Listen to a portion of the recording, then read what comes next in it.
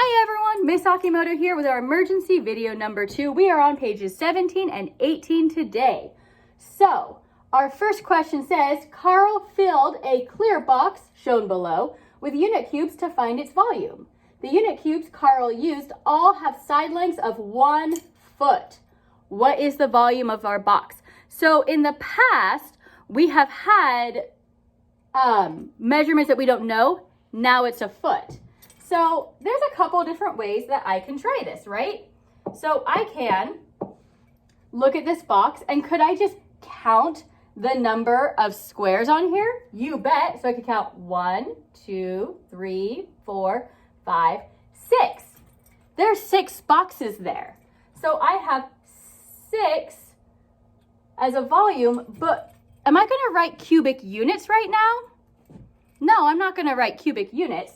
I'm going to write feet, which is what our measurement is, and then I'm going to put a little tiny 3 on top to show that it's cubic feet.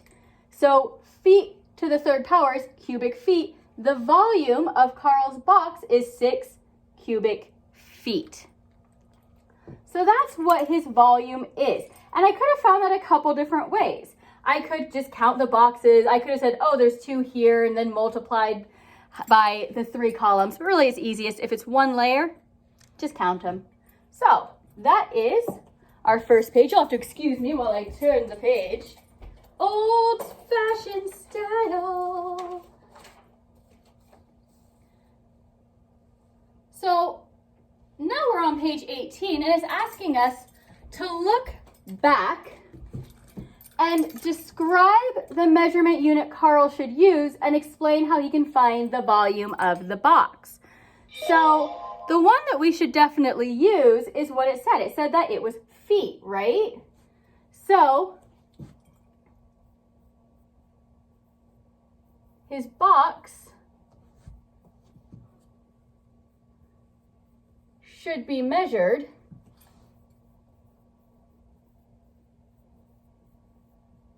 in cubic because we've got little cubes making it up, and then feet because that's what it was.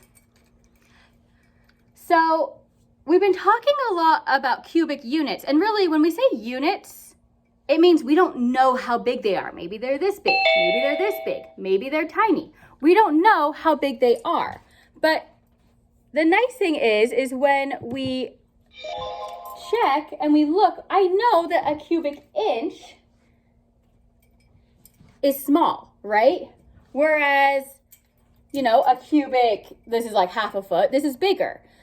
So we've got all these different ways we can measure. I could measure cubic miles. I could measure cubic millimeters. I could measure big things, little things. That's what that thing means, feet. So let's look at these. Here are some cubic units you might use to measure volume. Maybe it's inches, so I'd have cubic inches. Maybe it's centimeters, so I'd have cubic centimeters. Maybe it's feet, so I'd have cubic feet. So I just have to look at what the measurement is. Inches, centimeters, feet, miles, gallons, whatever. So let's look. Carl has another box. What's the volume? This looks exactly like the box on the other page, doesn't it? Still has a volume of 1, 2, 3, 4, 5, 6. But what's different? Oh, look, it says inches. So instead of being cubic feet, this would be inches cubed or cubic inches. Now, what's bigger? The cubic feet box or the cubic inches box? They both have 6. But a box at 6 cubic inches would be way smaller than a box that is 6 cubic feet. That'd be like taller than me. So that's the difference there. So now number 3 is asking us to reflect. What is the same and what is different about the volume of Carl's 2 boxes? Well, we just talked about that. We just said they have the same number, but they have different measurements. So I can say they have the same number,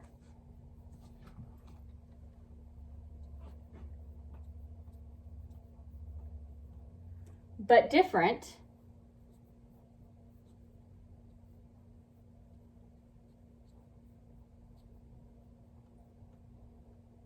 units of measure. And that's what's different about the boxes. One's small and one's big. So that is your video number 2. See you back for video 3.